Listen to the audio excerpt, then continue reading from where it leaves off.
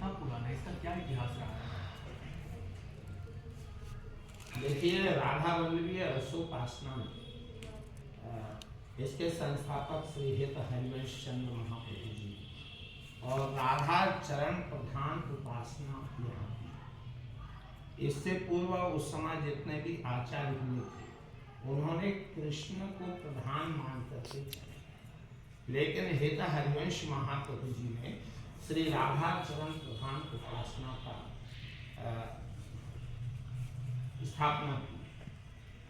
जैसे श्री नाभाजी महाराज ने भी भक्त मार्ग में इनका जब परिचय दिया तो यही लिखा है, राधा चरण प्रधान सुदृढ़, राधा चरण प्रधान हृदय सुदृढ़ उपास, कुंज केल महल वहाँ की परम उपास, महिमा महाप्रसाद की आनंद उत्कटता की प्रतिधारी और व्यास वन पथ अनुसर सोई भले पहचान है, हरिवंश गोसाई की रीत सकल पूजा। तो यहाँ श्री राधा प्रधान। दूसरी बात, यहाँ का भाव जो है मधुर भाव।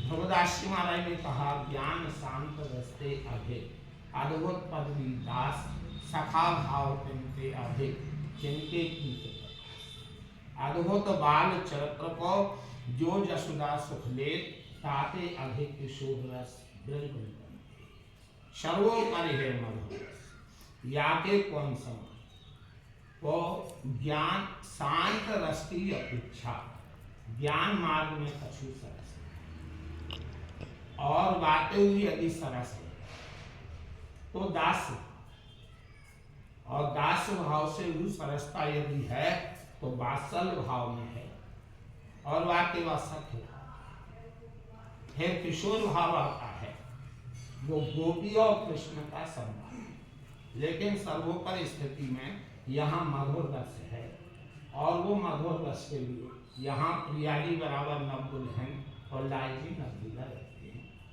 यहाँ महाप्रसाद की महिमा, कोटि कोटि एकादशी महाप्रसाद को अंश व्यास तो बखान है जिनके लिए।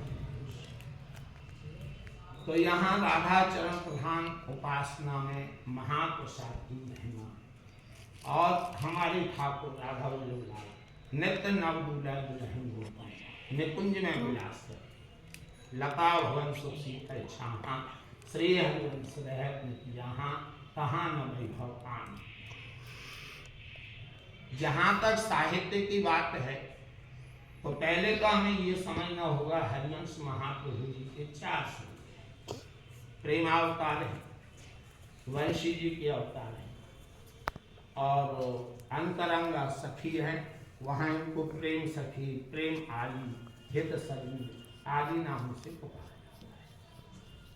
और जब ये आचार्य रूप में आते हैं तो विक्रम संवत 1559 वैशाख शुक्ला एकादशी को श्री व्यास मिश्र के यहाँ तारा रानी की कुटी से जन्म लेते। यहाँ के मुख्य स्थल राधा वल्लभ मंदिर, सेवा कुंज, मान सरोवर, बंशीवर, बागवन जो हरिवंश महाप्रभु की जन्म। जितने भी आचार्य हुए हैं जन्मजात ब्रजवासी कोई नहीं, लेकिन हरिवंश महाप्रभु का जन्म ब्रज में, मथुरा मंडल घूम आपने, जहाँ बाग प्रगटे धने अवन पर आपने।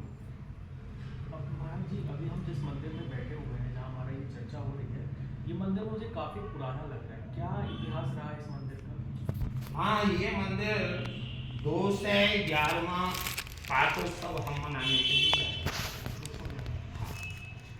और ये श्री हित परमानंद जी नागार्ज करते हुए हैं, और उनकी 7वीं पीढ़ी में हमको जन्म लेने का सौभाग्य प्राप्त हुआ है। यहाँ उनकी निधि अभी शयन हुए हैं श्री विजय राघव वल्लभ जी, उनकी शिष्या प्रिया सखी जो दतिया राज्य की महारानी थी, उनके ठाकुर प्रिया वल्लभ, और एक हमारी दादी की नानी जी रहा करती थी, उनके किशोरी वल्लभ। तीन निधि यहाँ विराजमान है और राधावल्लभीय पद्धति से अष्टांग सेवा एवं समस्त उत्सव यहाँ मनाए। अच्छा।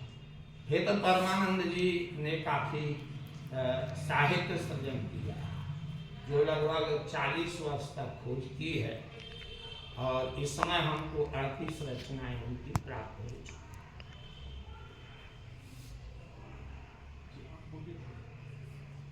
38 रचनाएं उनकी प्राप्त हुई हैं और अभी खोज इनकी जारी है।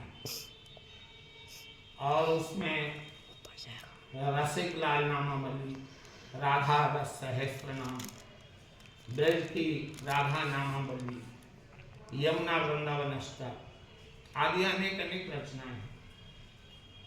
एक रसिक लाल नामावली तो विक्रम संवत 1872 में यही लिखी है। यहाँ स्थापना जो हुई है माघवदी अष्टमी विक्रम संवत 1870। तो गुरुजी, जैसे कि आपने इतना प्राचीन इतिहास बताया, 211 पाठोत्सव अभी आप यहाँ मनाने जा रहे हैं जी। 211 वर्ष इस मंदिर को बने हुए हो चुके हैं। हाँ। गुरुजी, जब हम राधा वल्लभ संप्रदाय की बात करते हैं, इस समय सोशल मीडिया पे जहाँ पे मैं काफ़ी एक्टिव रहता हूँ, एक चीज़ मैं देखता हूँ कि लोग राधा वल्लभ संप्रदाय के विषय में जानते हैं तो कहते हैं कि भक्ति का रस यहीं पर है। अब भक्ति का सरल अर्थ क्या होता है, भक्ति का असल मतलब क्या होता है? असलियत में यहाँ प्रेम प्रधान और यहाँ की उपासना विधि निषेध से परे।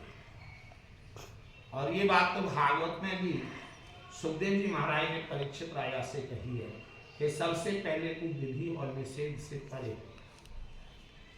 तो यहाँ सहज भक्ति, सहज रस, हर कार्य में यहाँ श्री जी को स्मरण किया जाता है।